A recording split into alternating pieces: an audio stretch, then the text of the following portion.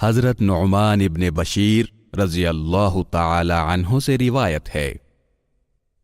کہ میں نے رسول اللہ صلی اللہ علیہ وسلم کو فرماتے ہوئے سنا کہ حلال بھی واضح ہے اور حرام بھی واضح، اور ان کے درمیان شبہ والی چیزیں ہیں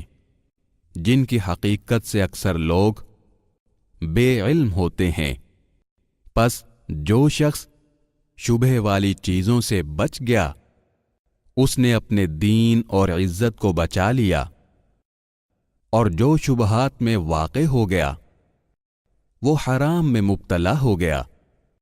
جیسے وہ چرواہا ہے جو کسی مخصوص چراہ گاہ کے ارد گرد اپنے جانوروں کو چراتا ہے،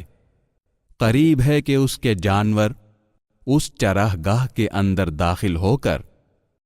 اسے بھی چرنا شروع کر دیں۔ سنو، ہر بادشاہ کی چراہ گاہ ہوتی ہے، سنو، اللہ کی چراہ گاہ اس کی حرام کردہ چیزیں ہیں۔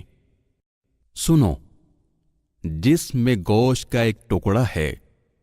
جب وہ درست ہوتا ہے تو سارا جسم صحیح ہوتا ہے، اور جب وہ خراب ہو جاتا ہے تو سارا جسم خراب ہو جاتا ہے، اور وہ